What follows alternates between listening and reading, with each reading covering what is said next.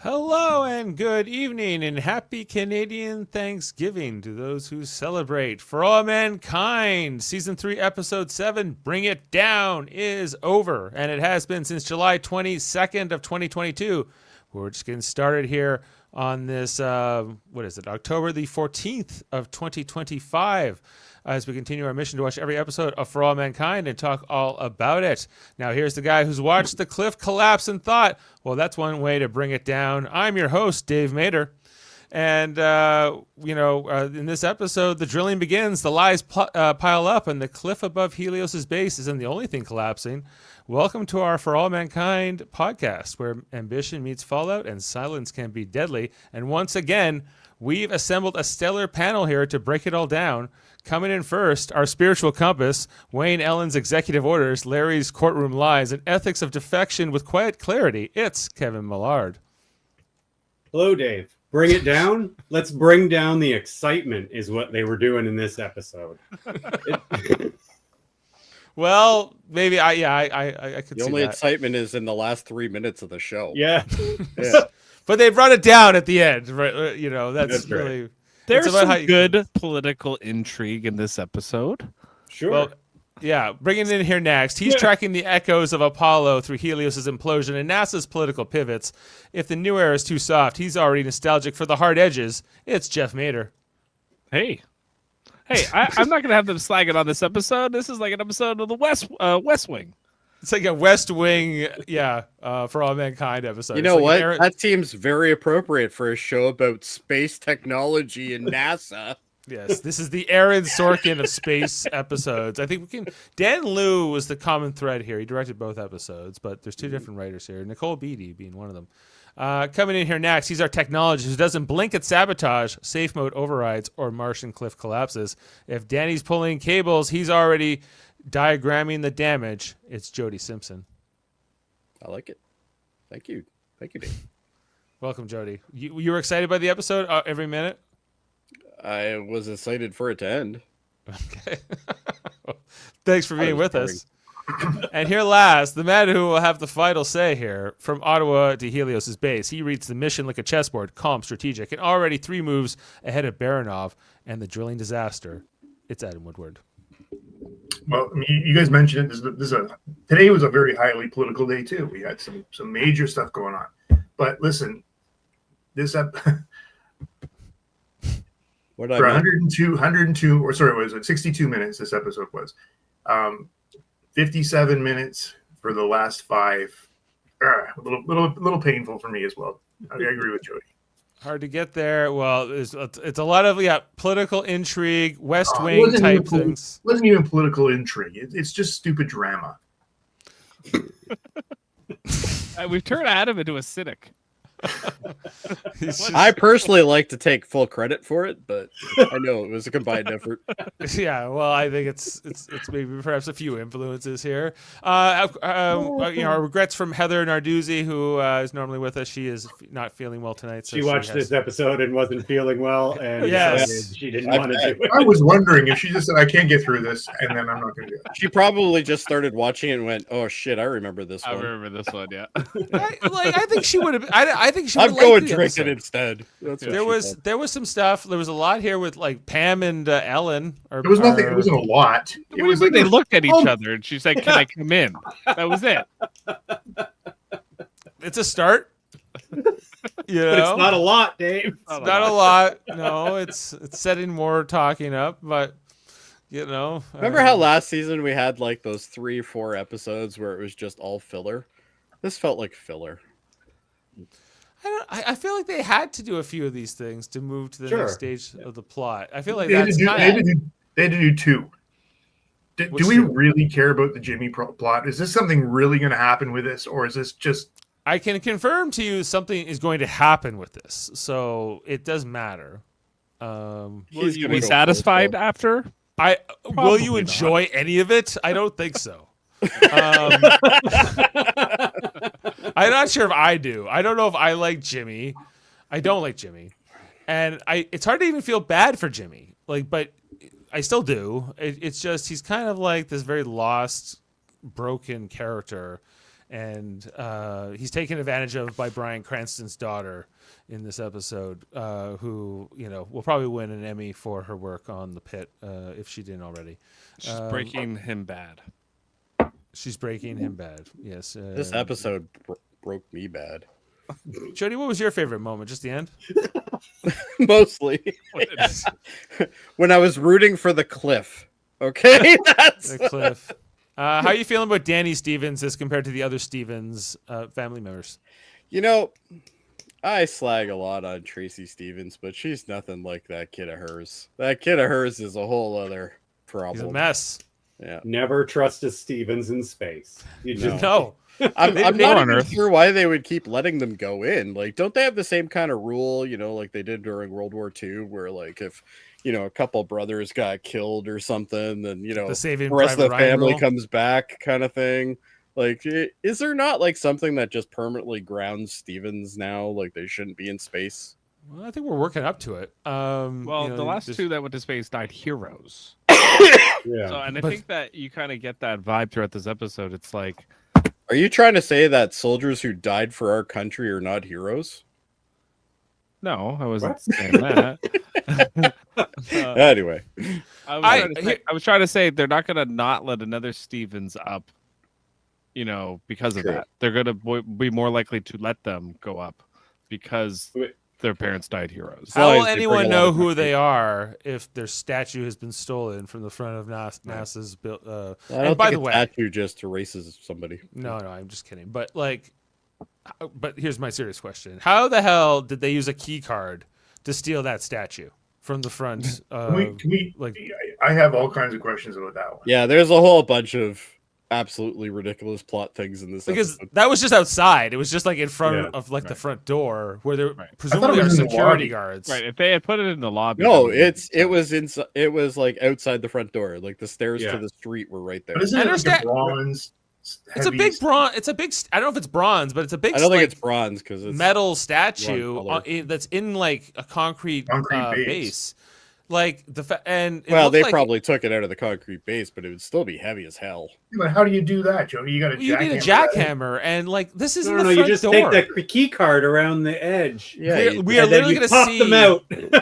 We're guys, gonna, there we're was gonna a see in this control on the episode. back that you just swipe your card and it unlocks it. Like, come on. When we get to that screenshot, we'll have to have a look at like how embedded that statue was, and they but could have also just grabbed a chain. It's and NASA. There's going to be security all over the place. Like at that front counter where Yeah.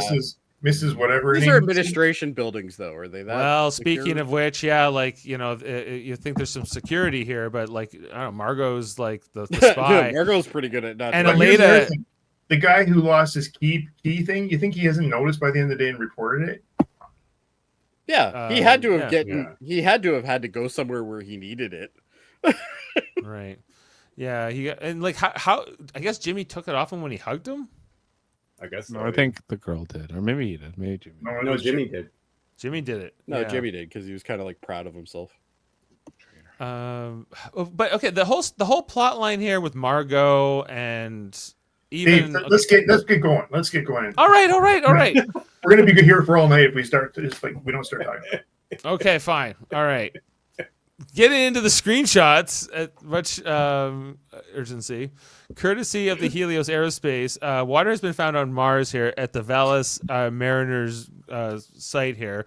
So basically, the discovery that we knew the Soviets had made previously and that had shared with Helios, they had made the deal to share 50% of it. So this is the news on here, the CNN of this timeline universe. It's called the National News Channel, CNN backwards. NNC, showing us that topographical, geological stuff. We see Karen and Dev here. This is their only appearance in this entire episode. Yeah, this is all we see of them in the whole episode. Is just this one little clip, along with the Russian space lady.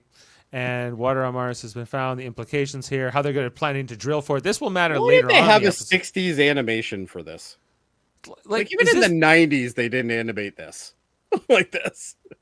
Would this be hard to set up on like a drill like this on Mars on the very first mission? Nah, you just call Bruce Willis. It's fine. They don't know jack about drilling. They don't know nothing about drilling. And you get more of a sense of how big this reservoir is here under the surface, which is substantial. This is of course completely speculative. No, there's no indication that this necessarily exists on Mars, but in reality. But we see here the Soviet cosmonauts heading out to do their mission with Helios, and Soviet pretty boy here is kissing goodbye to Kelly Baldwin, his American NASA girlfriend. Mars fling. Are you invested in this relationship significantly, Jody? Not even slightly. Are you pulling for them? No, I don't care. Okay, just checking. We also hear in the news report. Speaking of somebody else I don't care about. Aleda, she's figured it out. She's figured out Margot's the mole. No, she hasn't. Not yet. So she'll get there by the end of this episode. Here we hear from the voiceover that the Soviets are being like kicked out of NASA control here. I think partly because of Aleda. Like she kind of figured out that they couldn't trust them here, especially if they're not sharing the intelligence about the water with NASA. So there's this thing, and we see here that that there's a conversation here between Margot and Sergei. Okay, I gotta ask you something. Am I supposed to feel like these two have a genuine connection? Because I feel they're literally two people talking in separate rooms when they talk. I think you are. I think yes. I think that's the intent. Am I supposed to? Do you guys feel this way? Like, is it just a little? me? And just I like think this scene had me pretty emotional today. I thought it was pretty good. Really? I didn't. I actually think thought it was Margot is like she has never had a relationship. This is the only relationship she's ever had. Like she's it's more of a platonic relationship. It's not romantic. Yeah, really. Kevin, could you give a damn? I did when they started. The way they took this, though, no. Yeah, they wrote it badly. They wrote it poorly. Yeah, this whole thing, like, this could have been really. What was so poor about it? What did I miss here, guys? It doesn't feel real. Like it has this like it feels like a TV show scene. That's how I felt watching it. Like I don't like their relationship. I don't find it to be authentic. That's basically for me. Like, and maybe it's the actors, maybe it's the writing, but at first, yeah, I agree with everyone that it felt good. It felt like it was like coming together, and now it just feels like stilted. I feel like that's why it's ending. Like you know what? I think you're right. They haven't spent any time on this really this season, and so we've gone from he's back to he's leaving. They spent a whole episode on it, like where she was going up and down with him in the elevator over the years and all the flashbacks. No. And was that this season? Yes, it wasn't good. Okay, sorry. Yeah, so then it's very forgettable then, Dave. Okay. I remember but Adam's right. There has been like 3-4 episodes in between then and now. There's really also been like these time jumps where we've like jumped 2 years. I know. Okay, but when it really mattered, when he's at Houston, they haven't done anything with them together.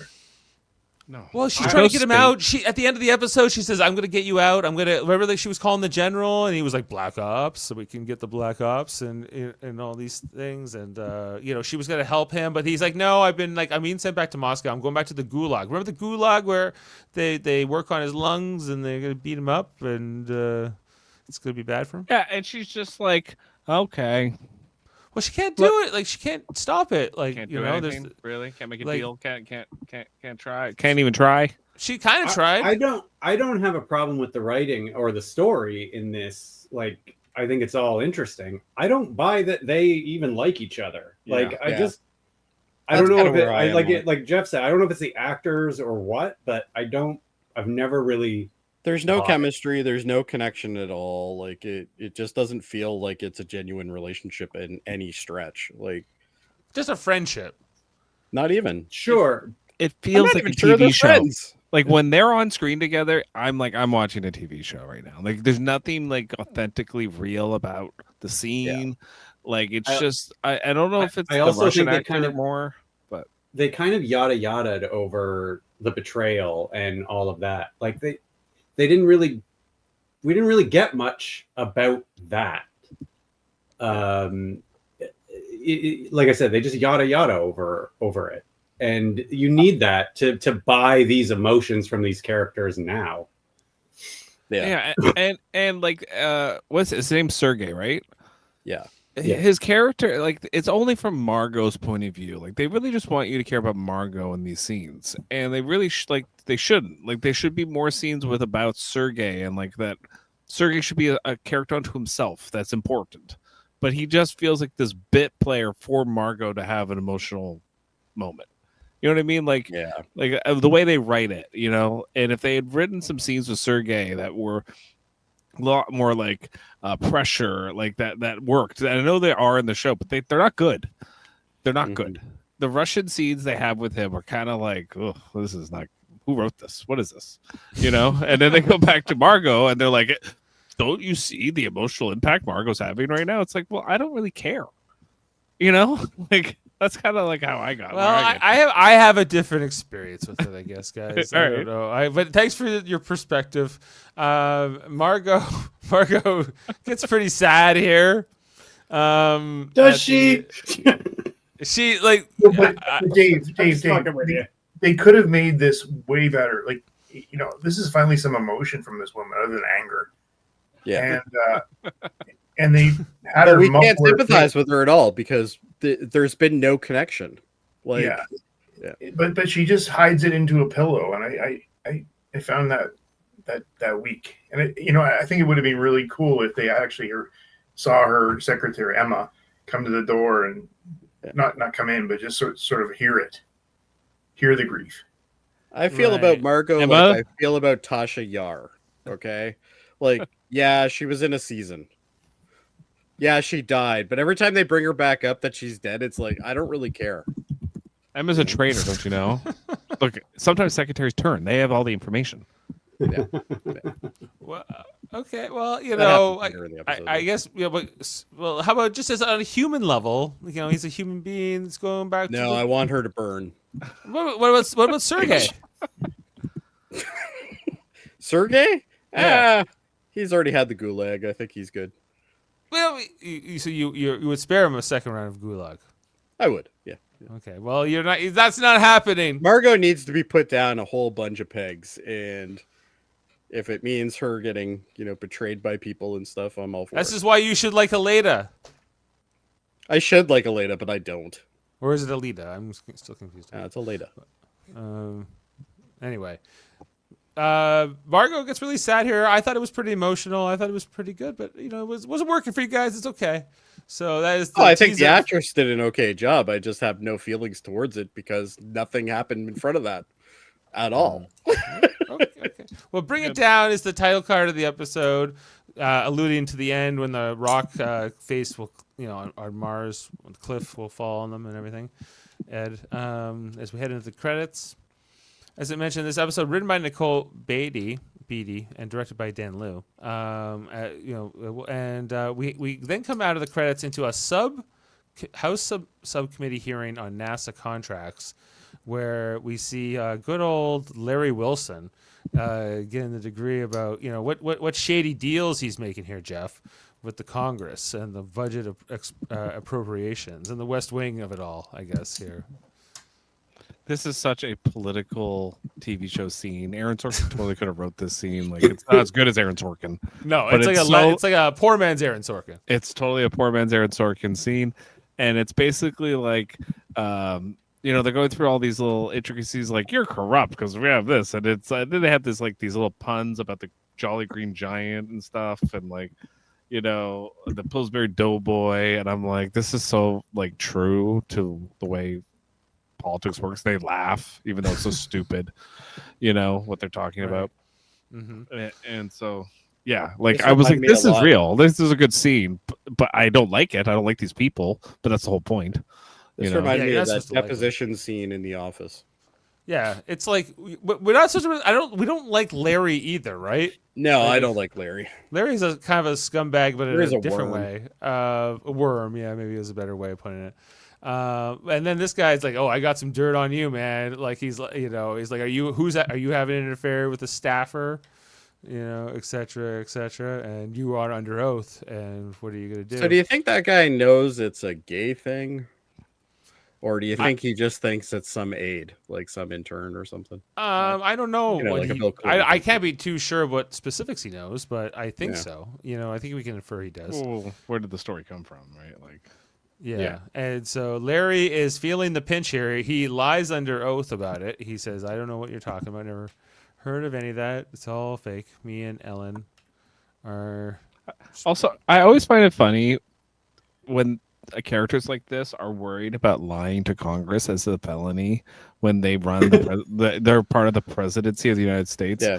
Like, who are committing You're also crimes. married to the president who can also pardon you. So Yeah, no one But- can pardon you, and two, they're committing crimes guaranteed around the world all the time. Yeah.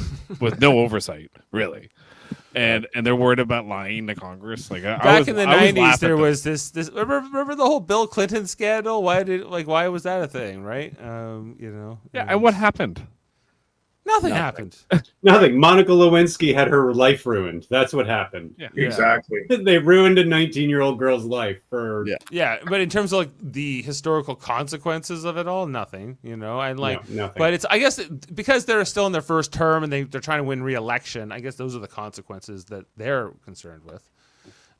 Anyway, we see Larry talking to the staffer who we saw at the end of the last episode give that confession to his friend from college. We find out who is probably a reporter. So or so something. Larry is the chief of staff, right? Or is he just the first husband? He's just or the the first first- gentleman, but first gentleman. but he seems to be very influential, in the role, like compared to maybe a first lady would be. So I wish we would see the chief of staff involved in this as well. He kind of operates as the chief of staff. That's kind Yeah. of the role Yeah. he plays. He feels like he is filling that role because and the vice president is constantly there, and I feel like the vice president is also kind of filling that role a lot of the time. But obviously that He's being handled very like they handle him like he's never just walking in by himself. yeah. We find out that this aide he's just not having a thing here with Larry. He has legitimate feelings. And basically, Larry's throwing him under the bus. Larry's like, you need to call up your friend, deny everything, check yourself into rehab, whatever you have to do to put the distance here. I'm cutting you loose, basically. And not only is it a dick thing to do, but I think this guy's hurt by Larry's insensitivity. Well, he should have squealed. Yeah. Squealed, and he's, Larry out of a job. No, not Larry, the aide, whatever his name is. So it hits the tabloids here. We see in the Houston Sun, parched. Wilson misses out on the. No, not that story. That's Oh. this is the Helios. This is about the Helios water thing. Sorry, you're right. This is the party at Jimmy's, or I guess it's the Stevens household. So Jimmy lives with Amber. Danny's wife, Amber, and the daughter. Like, is that because Danny's on Mars, and did Jimmy agree to do this, or was this already the case, you think? It seems I'm like- I not don't sure. know. It seemed weird. to Maybe me. he doesn't even live there. Maybe he's just using the backyard. No, he does, because Amber later on, when she calls that message to Danny that Danny barely focuses on, she's like, he won't come out of his room, et cetera, et Oh, cetera. okay. So he does stay here. And so anyway, the friends that Jimmy met at the protest a couple episodes ago are here. They're playing cornhole. It looks like here with Jimmy. They're talking about how all they I'm hate not very NASA. familiar with Budweiser brands, but what is Bud Dry? This is the driest of the Bud. Bud's mostly Buddy. water anyway, isn't it? I don't think Bud Dry is a thing, is it? No, it's like Molson Dry is a thing, but It might have been a thing way back, but maybe Maybe, Or maybe it's a it's the timeline actual divergence. This is Yeah. another difference. right. Anyway, so we find but I don't know. I guess these like It was introduced in 1989, Dave. Was it? all right. No. It was known for its crisp, less sweet flavor, but it was discontinued in 2010. Okay, let's be real. It didn't have any flavor. Budweiser doesn't taste like anything. I think Adam should do all like if we ever have commercials, he'll read them. He'll be like, "It's known for its dry, crisp flavor." I'm like, ooh, that sounds good. I think I want that. Why ask why? Try Bud Dry. There you go. I like it. They're all like laughing here at Jimmy's jokes or whatever while they're having Bud Dry. Then Amber comes home with the baby, and the friends see and Taylor Drearden, I think her name is, the Cranston. She's getting up there with the Danny Stevens baby, which Amber seems a little uncomfortable with. She's not super comfortable with. She's like, Jimmy's get away new from friends. my baby. I don't know you. Get away from my baby. Which fair enough. And this Jimmy guy, we loving Jimmy. Is Jimmy like everyone's favorite character so far? Like if we remember the Stevens. Oh family? God, they need to change his hair. Holy! I don't ever know anybody with this hair because it seems like he's bald under the hair, but not He's like- quite. He's like We're all bald under the hair. Well, That's it looks like a hair piece, I guess is what I mean. Like, it means like it's like a thing Yeah. that's just kind of sitting on top of his I head. think he He's like has the a first- receding He's like hairline. the first gentleman. He's bald. Like he looks the same. Yeah. Yeah. Oh. Anyway, He's got a like, Soundgarden shirt on. yeah, he's into Soundgarden. I don't know. So he's being worked over here by Taylor Durden, who is like kind of like being nice to him, and this is they want to use Jimmy for access to NASA facilities. They're kind of like I don't know. I even felt this on the first watch of things. They're kind of like a domestic terrorist group who hates NASA. I guess is what they are. So anyway. Back to space and to Mars. Helios' base here at the bottom of this rock cliff. But Danny, he's getting his, different kind of Does rocks. anybody else think NASA wouldn't be stupid enough to put a base right near a thing, or any space agency for that matter? They're Jody- looking for the water. There is so much wrong with this. Like, first of all, you got drugs available to the crew anytime they want to go take it. Mhm. Well, he's second in command though. He probably has access to it. This also isn't military. This is That's just true. some Oh, company. Helios. Yeah. Right. So this is a private organization. For all everybody has keys to the safe. Yeah, Danny's doing a lot of pills here. Everyone seems to know he's doing the pills, but no one's like locking up the meds for some reason. Like, it's one thing if he's getting away with this, but I don't even know how he is like getting away with this because everyone seems to know what's happening. They show his eyes. Well, even dilating. Ed, like you get later on when he talks to him, you get the impression that Ed has known for a while, and it's like, why is he Yeah, letting him do this stuff? I don't know. Like, Doesn't know who he is, what his last name is. Yeah, I but guess. Ed goes from like super Mr. Nice Guy to super dickhead like really fast. There's not a lot of like in between. He got that here. training from being a parent. I guess so. As we have this is the Helios Soviet like joint mission briefing here. So we got Ed and the Soviet commander like giving their thing, and then like Danny like walks into the meeting all stoned, and Ed says like, "Hey Danny, what's up?" Oh yeah, Well, and he's staring at the coffee maker or something. Like he's staring at this one light Well, that's going on. in Yeah, and Ed's talking to him. It references like, Stevens, you're supposed to do this, and he never gets his attention. yeah. And Danny's just staring at the lights. Ed's starting to he told Karen in the private message, I think Danny doesn't know what it takes. I wonder what the crew like the rest of the crew doesn't seem too impressed with Danny either. And Ed must see him as a liability, No, but he's second in command, so they're not gonna say it's anything. kind of hard to be jumping on him. Don't you feel like Danielle Poole is like the best commander? She called everything. She knows. I don't know what your fascination with Poole is, but you know what? She's sitting on her ass right now because of some of the command decisions she made. Yeah, but really, what? Wait, what? What do you mean by that? Well, the number one, her being the one that had to go back wasn't really her decision, I guess. But they lost lives, so she has accountability for that. And then on top of that, you have a private organization that beats her to Mars because of that. So she's on the shit end of the stick, but she landed first, Jody. Well, oh yeah, that's right. Oh, hold on. No, I'm confused. Come back to me. Well, okay, but like in this mission, because they're not part of the water mission, we see here that like it's just it's Danielle and her three other crew members, Kelly, Tyler, and defector dog guy, right? And they're all here having like food in silence, just eat, because there was that big blow up with Defector Dog and Tyler at the last episode. And then, they're here having their ready to eat meals, not talking to each other in silence.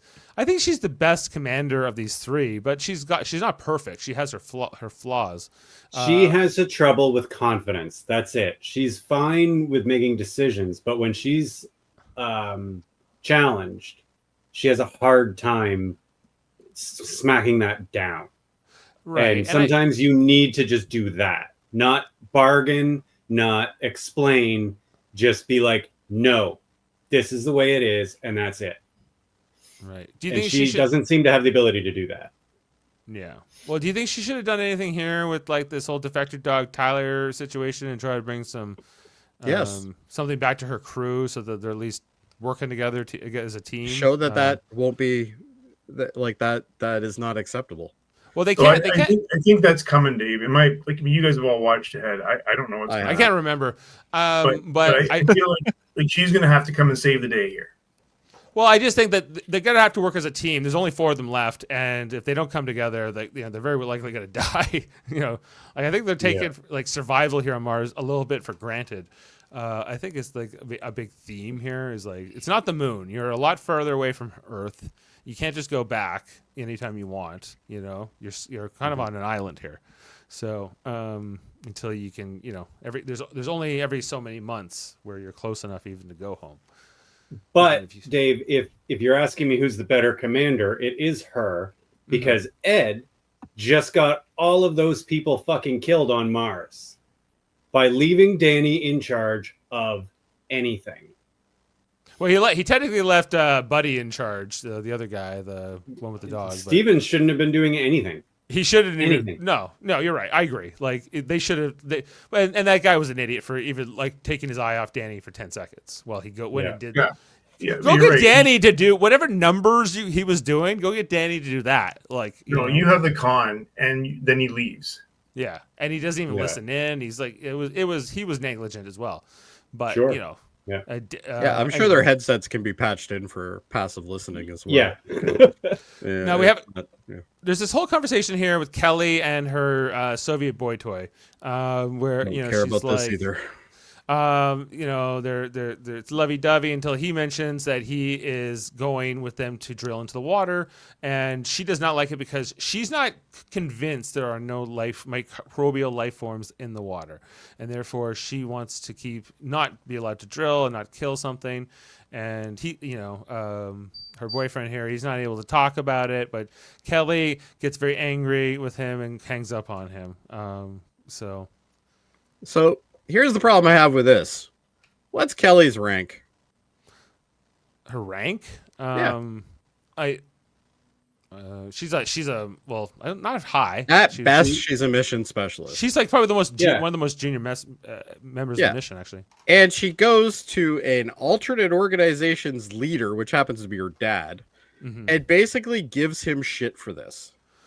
Well, it is life on another planet. It's life on another planet. It's kind of a big deal. Well, wait. We barely talk about this in this episode. Any episode, you've been on fucking Mars now for a week, or for whatever, how many weeks, and we're not doing anything.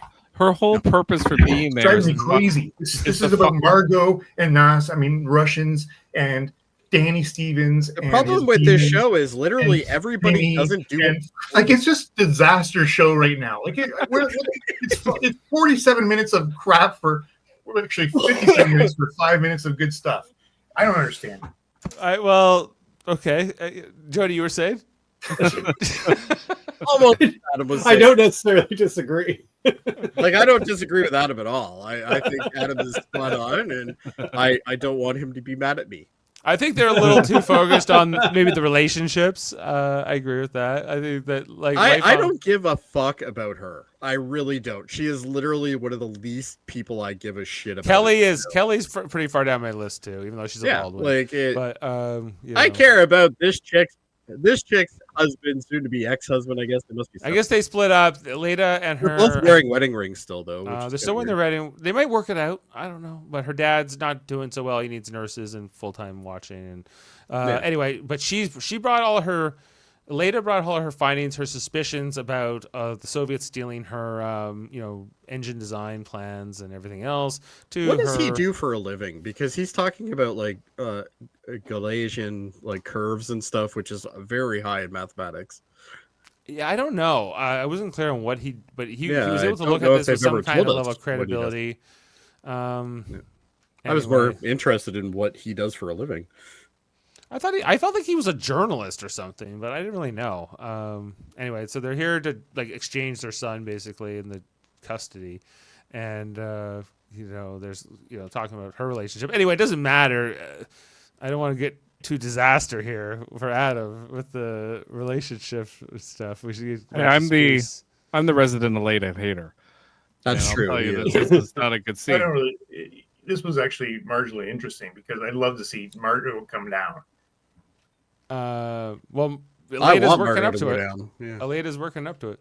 Yeah, he Anyways. puts Margot's in her head fine. that it could be someone above her. Yeah, not she was someone like, below her. until this point, the main point of this scene, other than what's going on in Leda's personal life, is that he puts the idea in her head that it could be Not somebody necessarily somebody below above you, not somebody below you, because that until now, Leda's only thought of in that. This girl is a very smart woman too. You would think at this point she would have already went through that logic, but No, she hasn't considered that. So she looks at the plans and then she starts looking at who's above her. And at first I was like, okay, we see Bill's name here, right? He was the original chief engineer of the design.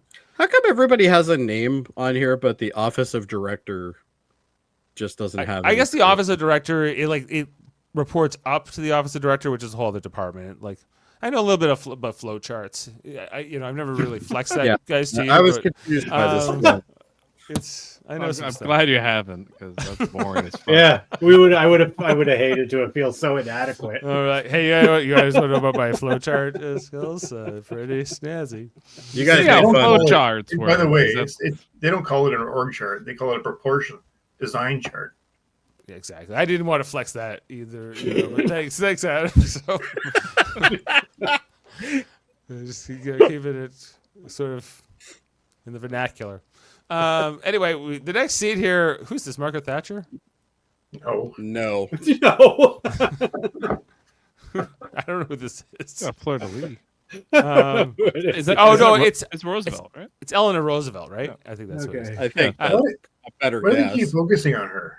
What's that? Because Like, she was like the first female, like most famous leader, I would say, in American She history. was, So that's why she's in the office, in the Oval Office. For that reason. she's a woman leader that had a lot of agency. Like she. Well, kinda- she also had she had a radio show. I think it was called. I'm gonna look that up. Okay.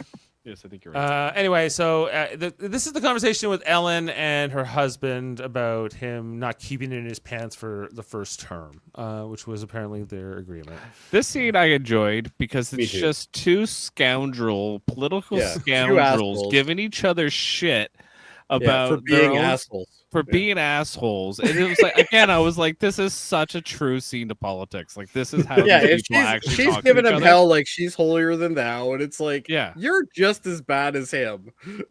But then he starts going on about how hard it's been for him and how he's Oh, had yeah. to give up so much, and it was just like, And you're just like, wow, both of these people are douchebags. It's like you're sitting in the Oval Office, the most powerful people in the world, and you're going about how tough life is for you. Boo hoo. You know? Yeah, Come on, life is give me a very hard. break.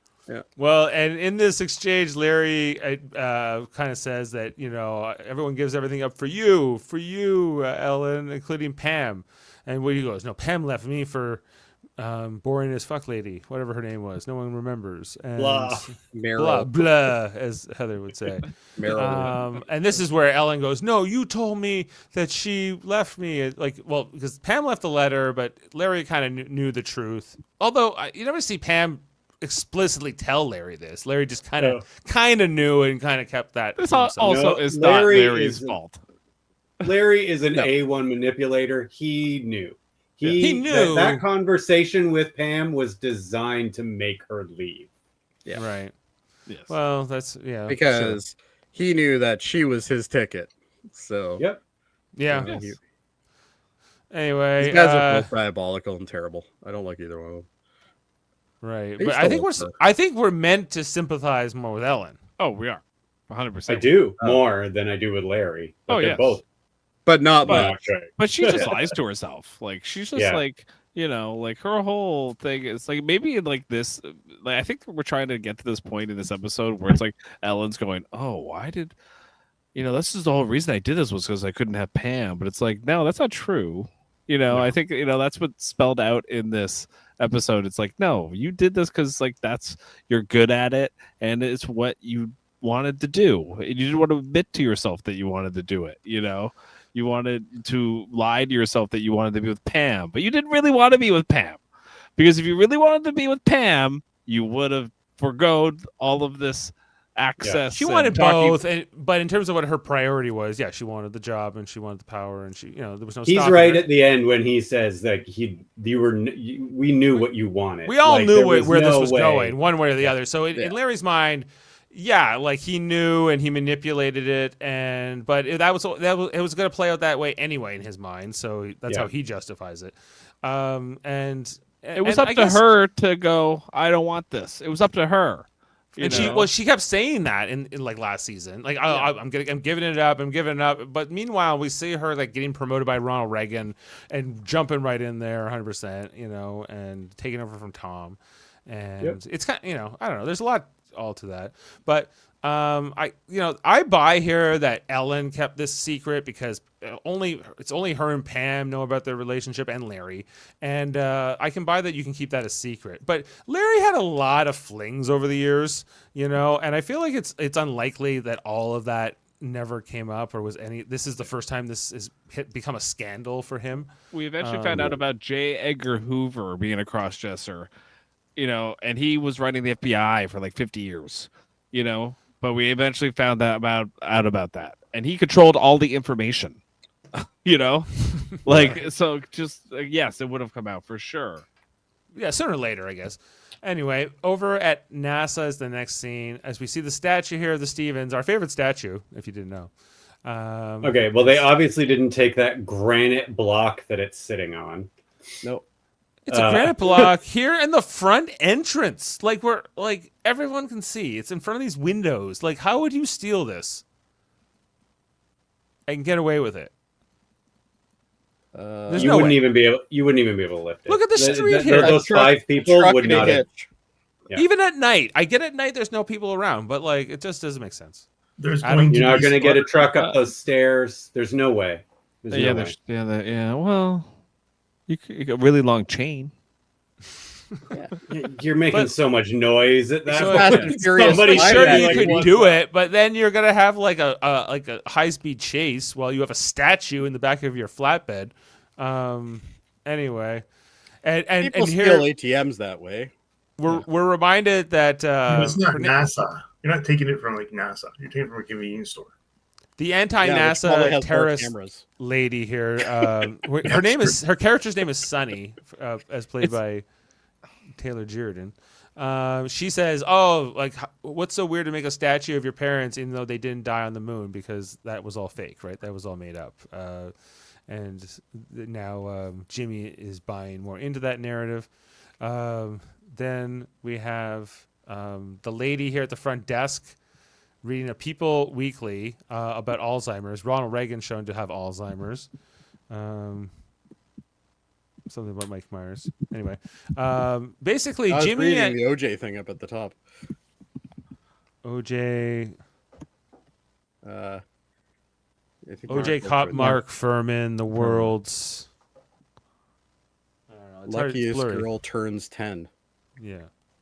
I don't know what. I think those are different stories. Oh, okay. maybe. Anyway, so this lady reading the People at the front, she lets basically Jimmy and Sonny in to the building because he's space royalty, as he'll be called here, being the son of the statue people, and he of course she's the girlfriend now. She's playing the role of his girlfriend. Because it allows them to get even further in, because it's more plausible. I'm showing my girlfriend around, where my parents worked. Back at Mars, we also have Danny Stevens watching a video here from Amber. Amber mostly communicating how she's worried about Jimmy, that Jimmy's distance. I like how the yells. crack is still in the screen, by the way. That's good. Yeah, from him punching it. Yeah. This is the only time. I mean, I don't know about future episodes, but where we actually get Amber having a real scene, and she doesn't even get to talk to anybody. She gets to talk to the camera. That's the only time she actually like it has a personality, or like She's actually supposed to be the quiet homemaker, right? Like right, that's- but she's still a person with agency and like has eyes and ears. You know what I mean? Like it's the only time where we actually like get to see any sort of actual real person out of her character, which I thought was weird. You know? Yeah, it's mostly because, but Danny clearly doesn't give a damn about anything in this conversation. He doesn't even seem to be focusing it on at all. Like anything about his brother, any of that doesn't matter to him. He's just staring here at the screen, and then Ed like comes up behind him and like freaks him out. He's like, "How you doing, champ? You ready to go out? I'll be in my second chair on the next mission." Like, I don't know why. Why isn't Ed having his first pep talk here at this moment? Why does the dog have to die for it to come to that, guys? Because fuck that dog. That little stupid dog.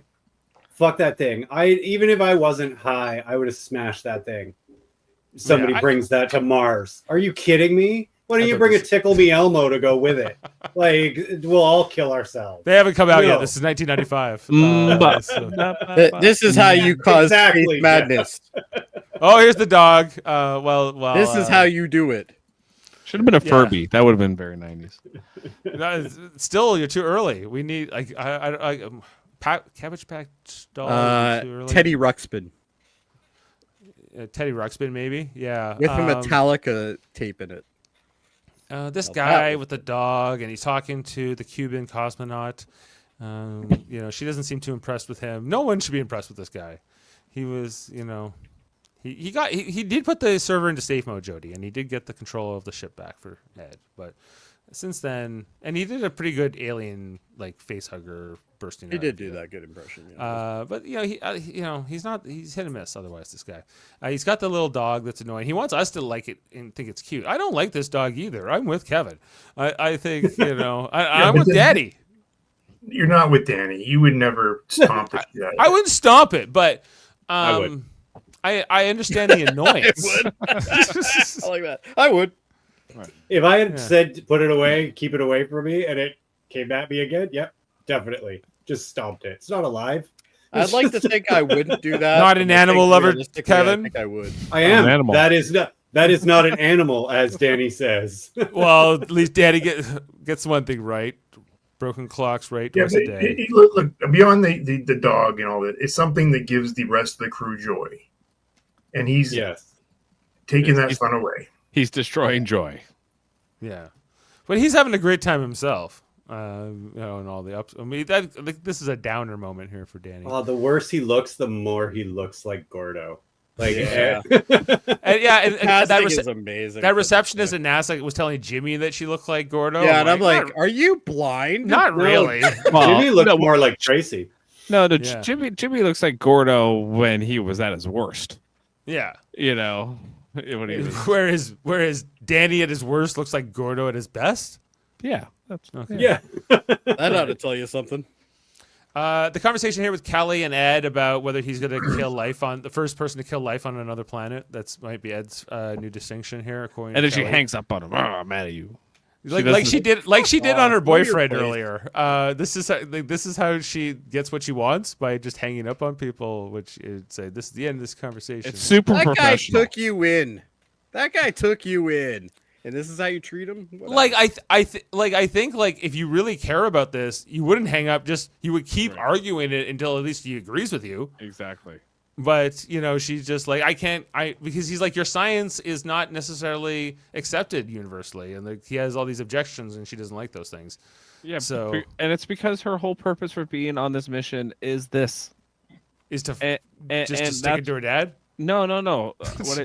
Maybe, but what the point is, the only reason she's on Mars is to find this life. Like her whole thing with Antarctica, the whole reason she got Danny to accept to take her was because of this, instead of taking a botanist, which actually was probably would have been a lot more useful than taking her. Well, it depends. Maybe it will come down to might find life, microbial life on Mars. That might be a thing here. But first, the dog is back, everyone, and he's annoying Danny. It's it's coming at him, it's taunting him. Even they like is this Danny turning heel here? Basically, he's just He did that quite some time ago. Well, he's Yeah. solidifying it He's here. been heel all season. He kills this poor fake dog, everyone. Stunning the They can crew. rebuild him. They have some They have the engineers present. technology. It's not like they don't have some pretty smart people present. But yeah, everyone's like, "Oh, this is getting weird." I like microscope guy though. Microscope guy's like, ooh, that ain't good. Microscope Honestly, guy. in reality, if this was reality, everyone would have cheered. Probably, yeah. Microscope guy. I secretly is didn't like it either. Fuck that happy thing. to be out of this. Yeah, one way or the other. But this guy does care. It brought him joy, and it's been destroyed here. Danny just walks away. He goes, "What the hell's wrong with you?" That's a loaded question, Danny thought. He's like, Karen Baldwin broke up with me 15 Yeah. years ago, and I haven't gotten over it. Yeah, 12 years ago, I had sex with Karen Baldwin at the bottom of the outpost, and I can't move on. Like, what? You're on Mars, bud. Anyway, Jimmy coming here with Taylor. No, Sunny is her known. She's like, she wants to go into like Margot's office, but she's not allowed in there. She's trying to figure out what she has access to, what's here. Jimmy doesn't really know. Jimmy never really cared anytime he ever came here. He wasn't really into it. There's an astronaut meeting room, and Sunny's like, let's just go on in there. And there's a bunch of astronauts there staring at Jimmy, but because he's, the son of Danny and Tracy, he can kind of get around here as just a normal visitor without raising too much suspicion. Space royalty. They want to get one of the badges, and so Sunny has this idea to go up to the break table where they keep the snacks for the astronauts. If this is a lanyard, why is this guy not wearing it?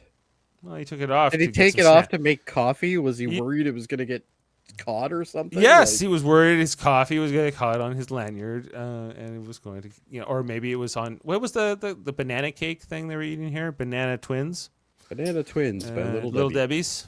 I don't know if those are real or not. I know Little Debbie is, but she found out the finer points about the Banana Twins, like kind of like a Twinkie, but maybe with more of a banana flavor. Anyway, she spills them on the ground, and she tries to get Jimmy to steal his badge here. She's like, "Look, steal his badge. Take it from him." And Jimmy Banana can't do twins it. are real, Dave. Huh? oh, Banana Well, twins are real. I believe they're real. I never had one or seen I've one. never but, had one either. But they, that's what you would have for astronauts. Made by Little Debbie. Made by Little Debbie. I'm trying to Anyway. figure out the boxes of Snickers. Like, what the hell's going on there? So those are Snickers for sure, but they're not like in a wrapper. They're Are like mini a stickers box. in there? It's like a box. It almost looks like a M&M box or something. Like no, Or but do you think it's like Snickers. mini Snickers inside that box? I don't know. I think that's what it is. I I'm think there's concerned. little mini Snickers inside that box. That might be the most interesting part of this episode. Everyone knows Commander Rossi keeps the It's really the good biggest snacks. mystery. The guy It's the most well-written dialogue. that guy walks away from that conversation so confused with Sunny here. She just knocked over like this thing of things in front of him, and then got him to help him pick him up. The Commander Rossi, remember him from last season? He was the commander of Jamestown. He's here.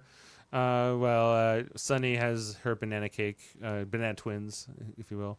And Commander Rossi shows Jimmy the memorial board that's been put up here, not to also honor the 25th anniversary of the first class of female astronauts at NASA, as was depicted in the third episode of the first season, Nixon's Women. Jimmy sees here, of course, his mom being one of those first 4 women who graduated. We see Molly Cobb. We see Danielle. Who's Fake the other one? news. Oh, Alan, of course. Yeah. Nothing. I was just saying because they don't believe anything happened. It's all fake news. It's all fake. This is all fake, or some of it's fake. I don't know what the conspiracy theorists believe, but dear Mrs. Steven, yeah, this letter that like a card that Tracy received once about how she was so inspired, and Jimmy's starting to actually feel good about maybe his mom and his her memory here. Is he's looking at this and talking to Commander Rossi. At least I thought that's what it felt like. Anyway, but eventually, Commander Rossi. Hey, go back to. Oh, one more. Oh, okay. It's the Jamestown patch. I was like, oh, that's an interesting patch. Yeah, it's weird that he's still for the with it, though. Jamestown lunar base. He's not on Jamestown at the moment. No, but it's one of his missions. One thing he did. But it's like your current mission, isn't it? On the shoulder. Well, if he has a current mission, He's wearing his old uniform. Yeah. He's wearing his old uniform.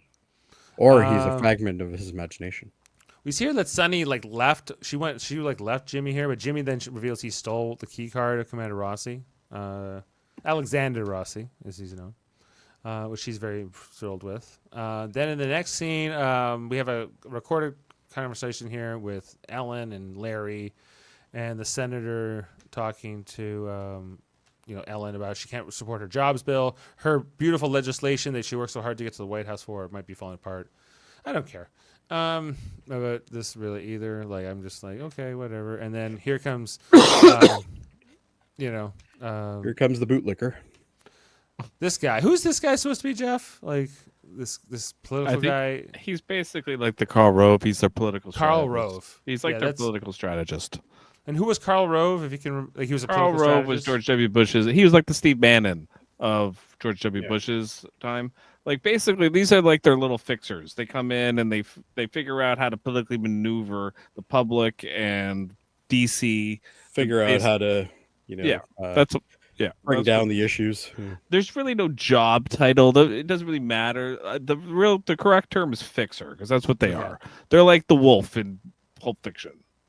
The Wolf in Pulp Fiction. The vice president has brought this guy in to help out with Larry. He doesn't have a conspiracy here, and they just tell him, like, it's not true. It's all made up. Me and Ellen are happily married, for decades here, over 20 years, and so there's nothing to fix, Jeff.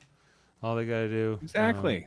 Yeah, they just got to sell that to the public, and then everyone else is crazy. That'll be easy. But we see here that Ellen's having a bit of a crisis of conscience, as they say. As she's holding Larry's hand throughout this discussion, and then later on she's here in her limo, and she's looking at her hand and her wedding ring, and she all of a sudden has like this impulse to redirect. She was supposed to go to some like political fundraiser, and she says, "No, take me to Andrews Air Base. She's going to see Pam. Is where she's going." It was the same look she had when she told Deke about herself. Interesting. Okay. Yeah. And so anyway, she's on her way to see Pam. She's got to figure this out. So then we come back to Mars, and now Ed has found out about the dead toy dog, and Ed is not happy. Everyone. There is some things Ed will not tolerate, and that is one of them. That is one of them. Ed has put up with Most a lot other here. things, like for instance, raiding the OxyContin stash, he's cool with that. He's cool with doing speed all the time. Yeah. He's cool with beating his kids, and He phones. won't abide destroying a dog or not being able to ride a bike immediately. Exactly. Those are the two things he just cannot You stand. do either one of those things, you're on Ed's bad list for sure. Especially if you're the same age as his kid would have been, and I think the heart, like, it's not even I disagree with a lot of what Ed's saying, but the fact that he does it in front of the entire crew here felt like a huge jump and a leap from where they were like 2 scenes ago, and where Right. Ed seemed to be at with Danny. Like, it's not that Danny doesn't deserve it; it's just the way that He's Ed giving goes him the about- Gordo treatment. Remember, he did this to Gordo he did too, this and to it Gordo fixed as him well. right up.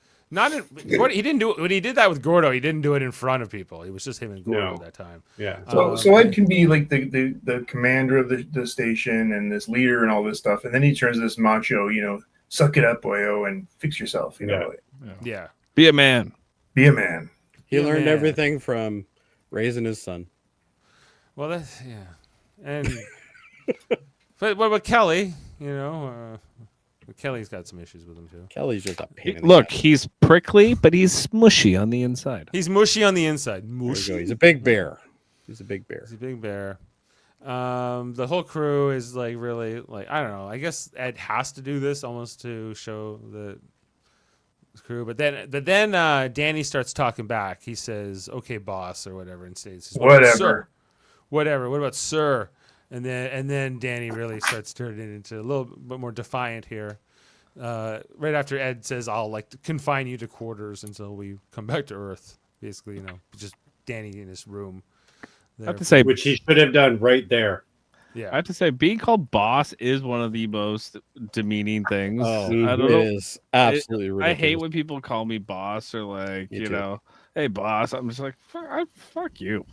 Like, and I think that's what starts this whole argument is that he calls him boss to like try to be like, it's a little bit of an F you back, from Danny. But like, I think just Ed's like, huh? What happened to sir? Yeah, and then it escalates even further here, and then all of a sudden, like, basically Ed is pushing Danny to the point where, like, any man would fight Ed, right? But Yes. somehow Danny doesn't. Danny, Ed's putting him in his place. Ed's like, I'm taller. I'm sure that's really what's going on here. But yeah. Ed's not backing down. Ed's ready for the fight. It's like I will kick your ass all the way out the airlock. But well, remember how on the moon when they were fighting, like wasn't it Gordo and Ed had a fight and like they were throwing each other around the base? And that would be like that again here on Mars, a little less so. But I don't think Danny would stand much of a chance, to be honest. no, not in the condition he's in right now. Anyway, but Ed's like 30 years older. Ed doesn't need to punch Gordo, or not Gordo. It's Danny. Danny heads into after the whole scene breaks. He goes into the washroom here, and he basically starts punching himself in the face. And so, no fight needed. Guys. How could this possibly end badly? I don't know. I feel like we need an intervention for Danny. I think he needs a typewriter. All right. Well, the next scene here, back in Houston, the director of NASA's. This is Margot's office. Aleda is confronting Margot, saying, I hate this fake entrance too. Were you guys pissed off when you saw this? You're like, she goes in like, and you think, oh, she's going after Margot now. Oh yeah, she's like, I know who did it. Yeah. And Margot has like this moment of fear, thinking like it's going to be. Oh, her, Margot just clams up. She's like, oh shit, right?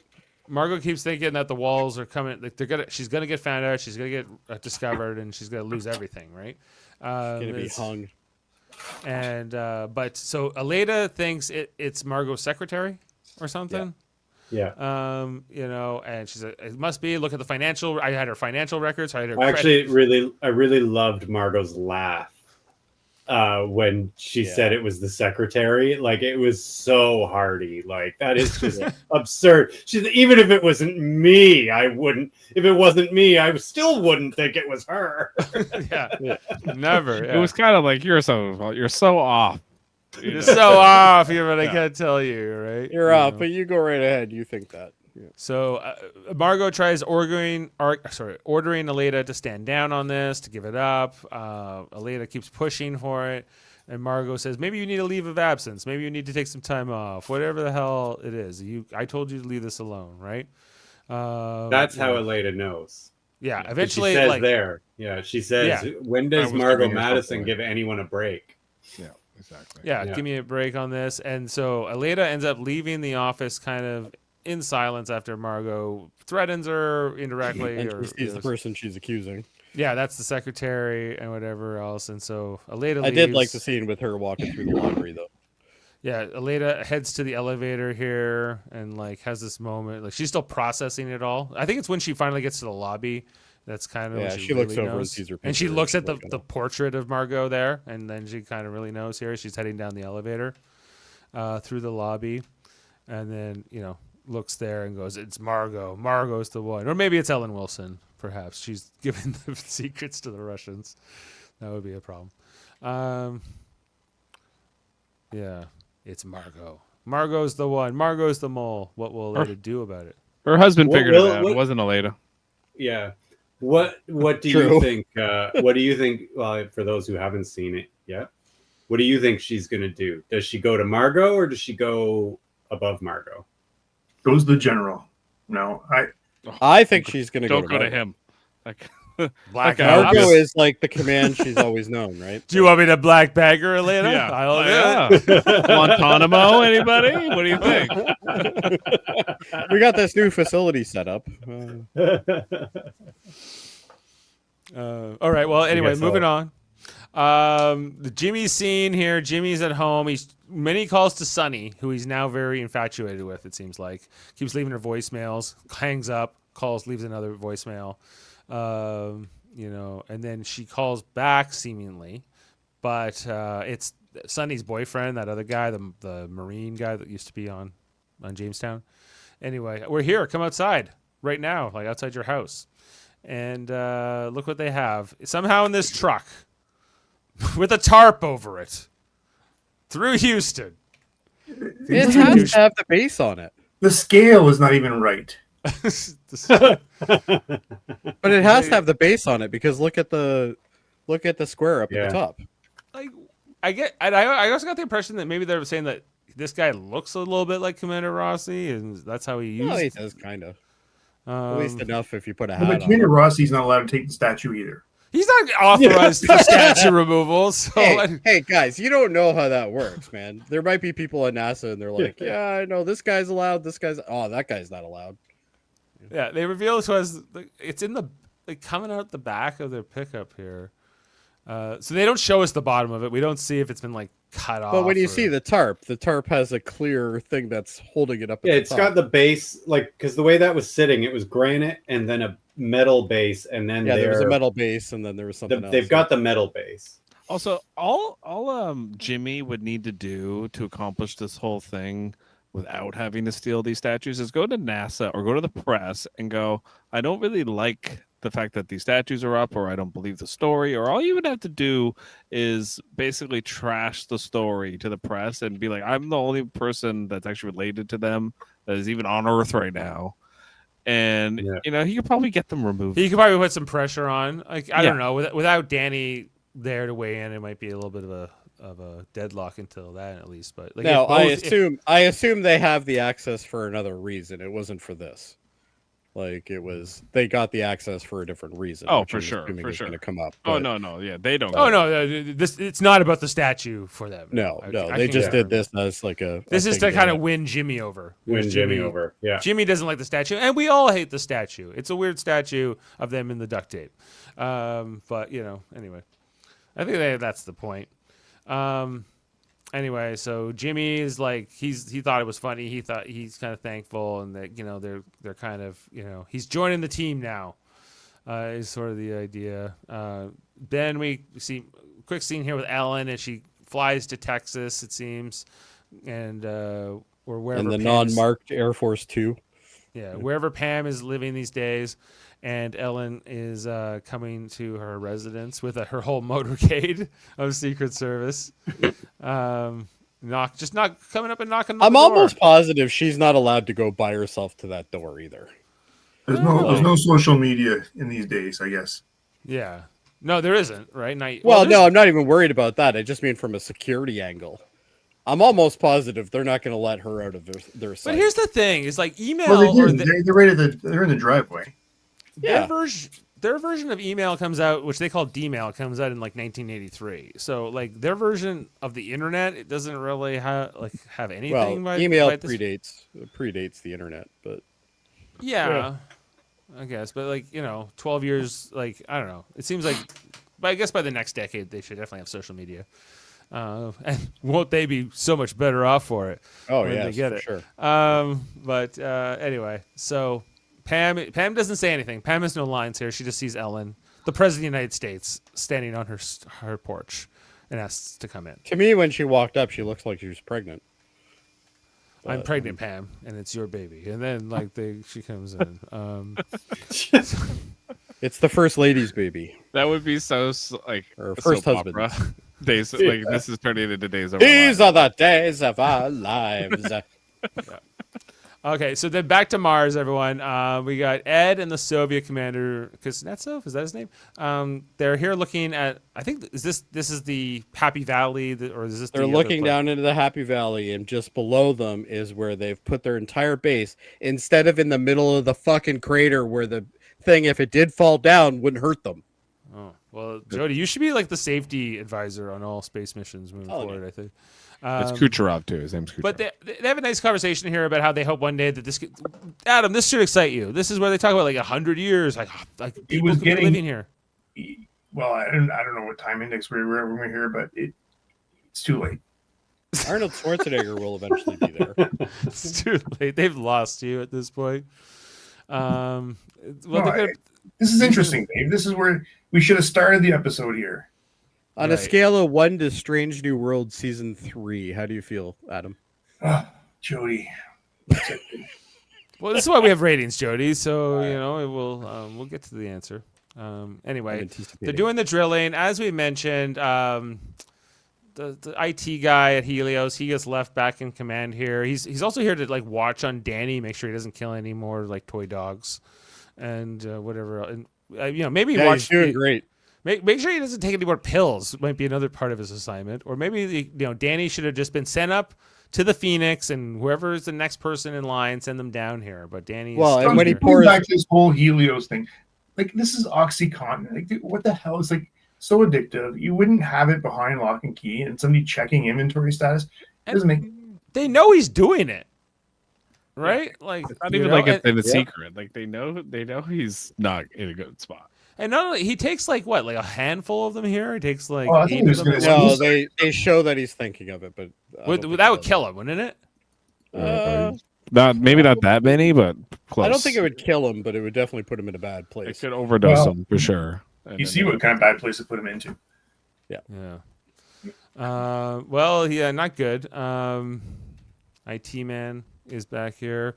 He's like, hey, Danny, we're doing this drilling stuff. I need your help here. You need to monitor whatever station, Communications. He's got one job. Communications. Yeah, you're on communications. You're supposed to say Helio base here. Anyway, blah, blah, blah, blah, blah. And then eventually, that guy says, Danny, I'm leaving you completely in charge. I have to go crunch some numbers here. Take my headset off and go look at here where Danny Yeah, remember is. how you were crazy earlier? That's Yeah. fine. Yeah, I'm sure you're fine. We'll give you now. this important task of making sure people don't die. It's very important and a very crucial moment and a very crucial. Hold on, go back a second. There's USB ports on this damn thing. All right. anyway. USB 1, USB 2. Yeah, up to. They have USB-C already. Nice. Wish I had USB-C back in '95. That would have been good. Anyway, Danny's not doing well as the drilling's going on. This is, like Bruce Willis style, but not Mars. Oh, it is Mars, but not Gonna Astro. punch through, AJ. Just go. I don't Exactly. want to miss a thing. They're hitting the pressure threshold. They don't know shit about drilling. He's like the Steve Buscemi of the Armageddon. Yeah, he is. He's gonna got find a firearm soon. Space madness, space dementia. Yeah. Space madness. Just like Daddy did. Come on, he's a Stevens. What? This is so At least he's not seeing ants. Not Danny. I would never have seen this coming from Danny. Of course you would. And this guy who's completely oblivious, looking at whatever calculations he's doing with a pencil on the other side of the room, not Trying to paying figure out attention how to to nothing. rebuild the dog. Danny's only thing about Ed, giving him hell. He sees the meters going up, the gauges are going off. Apparently, all the screaming in his ears, like they're all the alarms are silent. Apparently, you have to have a headset on to know that anything is going wrong. Well, not only that, but if you look at it, their console has master alarms, but none of them are on. And Danny, not only that, Regardless he of actually, whether they're turned off. Yeah. Danny turns off the comms, which I don't think really made a huge difference, in the grand scheme of things here, because Danny wasn't listening to anything they were saying. He had the comms, but he was completely out of it on the oxys. And, he can see the meters still going off here. We hear Mayday, Mayday. We see that things are going very bad. I would have liked to have seen what was actually happening at the Mars site, but we really just because they were generally you could hear the audio from it. we just see it from Danny's perspective. Basically, Finally, the drill started shaking, and then the pieces started coming off of it yeah, it was like they needed them to do something at the base, and they weren't doing to it. equalize the pressure. Yeah. Right. And finally, this guy comes back from whatever he was doing, and then he looks at the screen and he turns it on, and he goes, "What did you do, Danny?" He turns the comms back on, and it's like it's a Mayday, Mayday, emergency. We have medical emergency. Everything's going wrong here. We got to get going back. And Danny doesn't seem too invested. Now this is How Helios's drill, right? Why is there no scenes of Houston and them controlling these operations? Like it's all like it's just rogue. It's just like all the people at Well, Mars. this is Helios, right? So No. Helios doesn't. Fair I think enough. because of that 5 to 6 minute delay or whatever, between They the- couldn't do the- anything anyway. Yeah. Well, they can help, but like they should still be having some communication. But it's mostly it's the Wild West here. It feels like. Helios It feels programmed like. their ship to have no override ability and have the ability to pilot itself and stuff. You're telling me that drill couldn't figure out what the pressure was and adjust it automatically? Like I they don't know. required some guy like hyped up on Oxy to be able to You do needed Danny. Danny So was a wait, crucial. Wait, go back. We were wrong about this. This thing is not at the bottom of the cliff; it's at the top of the cliff. Yeah, it. That's what I said. their base is Yeah. at the bottom. The base is it's near the bottom and it's near that fucking cliff, which makes no sense at all. Well, Actually, maybe it doesn't. it's protection. Maybe it's protection against like. But wouldn't Wind. it be better to dig when you're in? Already, whatever. Again, Anyway, well, there's you're some thinking they injuries. should be We going might have in some sideways. casualties here, everyone. Yeah. Which The kind of makes Cuban, sense. Yeah, I think you're right. Cuban cosmonaut here. Everyone's having a rough day. They're coming Apparently. on down on the LSAM thing. so here, And- again, they come down like. So they come down. They got injured people. Look how far away from these little things they're like. Yeah, Yeah. and then they land over there, and then they make them hobble Yes. from there to the rovers, which are some distance away. We see here Ed's been punctured here. He's got duct tape on his suit. Danny and IT guy, they run out in their suits to try to help here. Ed is looking a little worse for wear. The Cuban woman here, she's got her suit punctured, and I think this is when the drill starts going crazy, and we see the ground start to shake, and they realize they might be in big trouble here. Maybe they should have You know stayed what? in We there. should put all of our big fuel tanks right beside the wall that could collapse. That's a great. It might be best to get back to your flying machine right now and get it further away. But they don't have time for that, so they have to start running away before this whole cliff falls on them. And some urgency here. It seems like Danny and Ed get back first. Is that what happened? And then They go to the closest hab. They go into the first hab instead of the second one. in the first. Okay, well, why didn't everyone go in the first one? Anyway, but it Well, seems because the like medical stuff is in the second one. They said, okay. Well, it or seems like that's where they anybody, prepped anyway. everyone else here gets kind of crushed by the sand and the dust, and we don't really know what happens to them as we fade to black, and that's the end of the episode. Thoughts? The same thoughts I had when I started this podcast. So hey, let's just talk about something interesting. Sure. Eleanor Roosevelt. She was the first woman or first lady who actually did something as that role. So she was like Yes. when Franklin Roosevelt was going through his polio. She really stood up and actually spoke for him when in Congress and when he was running for Congress at the time in the 1920s. But then listen to this. So she she was an advocate for civil rights, vocal proponent of racial equality during a period of segregation. Notably, she resigned from the Daughters of the American Revolution in protest when they barred an African American singer from performing at Constitutional Hall. And this is in the 30s. She was a champion for women's rights. She tirelessly promoted women's participation in public life and the workforce during the Great Depression and World War II. Humanitarian, basically a big proponent of education, relief for vulnerable groups, leader in the United Nations in human rights. So she became the U.S. delegate to the United Nations after Roosevelt died, and then became the first chairperson for the Human Rights Commission of the UN. Anyway, this is why she's pictured in this office, the Oval Office, because now she was the pioneer for women and my gosh, our president, what's her name? Wilson? Yeah, well, Ellen Wilson is now benefiting from this pioneer. Well, thank you, Eleanor Roosevelt. Jeff, are you a fan of Eleanor Roosevelt as a historical? Yeah, for the most contributor? part, yes, I am. Yes, she did a lot of good stuff for sure. But I guess, she set the stage for, what that role is, aside from Melania, because she doesn't do anything. But Now you could say she's also a role model here for Larry, because True. He's like the Eleanor Roosevelt of this White House. yes, Yep. I suppose he is. Okay. Well, there is just that in terms- rumor too, right? About what? About Eleanor Roosevelt. That she was also. yeah, Okay. okay.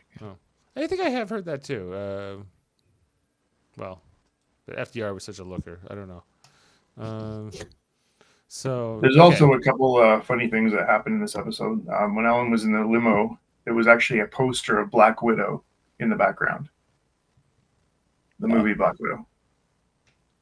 Well, that seems like a problem. Black Widow didn't come out in 1995. In or this maybe- timeline, it did. Okay. All right. What happened was 30 years earlier, they said, you know what, we're doing the Avengers. In this timeline, Nick Cage is going to play Iron Man. Sure. I'd love that. Add more And fun- then the limousines that are used in this episode were actually from the 2000s, not the mid 90s. We should have known better. Should have known better. We should have known that. Okay, and when Aleda is trying to make the case that Emma was spying for the Soviets, she mentions Aldrich Amos. This is a real person, a CIA agent who began spying for the Russians in 1985. Ames initially was paid $50,000 for what he intended to be a one-time deal to settle his indebtedness, but continued spying for the Russians because the money was so good. In real life, Ames was arrested in early 1994 after having betrayed dozens of American sources in Russia and having collected hundreds of thousands of dollars for the Russians. Dun, dun, dun. Anyway, Margot. she didn't get paid. All right. Like, True. that would have been nice of them. All right, everyone, are we ready to rate this episode? Yes. Sure. I can't wait for Adam's rating. This should be good. Me He too. had a- I he had think a Adam whole should go first. No, I think he should Set go the mood. last. Go. Maybe go last. Yeah, Adam's going last here. I'll go to Jeff first. Jeff was a defender of this episode. Jeff, I loved it. I No. loved my parents. How about that? I'll give this like a 6.5. I think it was a good episode. Yeah. Okay. Heather not with us this week. We'll catch up with her next time. Kevin. Like a 4. This sucked. It was so boring. Okay, I'll go 6.5 like Jeff. Jody, we're gonna go to you next. I'm gonna do 4 as well. Kevin's spot on here. All right. And Adam. Adam has wrote down. Jump the the shark. shark. Does that mean? What does that mean though? Is that a score? This is a big fat 0 for me. A 0. A This- 0. This Wow. this show has gone from great to bad so fast. I can't even understand it. Nothing's plausible anymore. God, I love Evil Adam. He's so much more enjoyable. It's Mirror Universe Adam. I think. I know. All we need to do is draw on like a goatee. Like, I don't We need to even. grow a goatee, Adam. You had like the heels of like good Martian movies even to play with and storylines, and this they could have gone anywhere with actually talking about Mars. Yeah. Mars is a bit of an afterthought for sure. I agree with And that. they're there. They're there. They're on Mars, and they're not even doing anything with it. I'm They're maybe getting crushed by a cliff. I don't The know. Martian is 10 times more exciting, and he's alone, and he's eating food out of his own poop, Yeah. and it's 10 times more exciting. He's growing potatoes with food, True.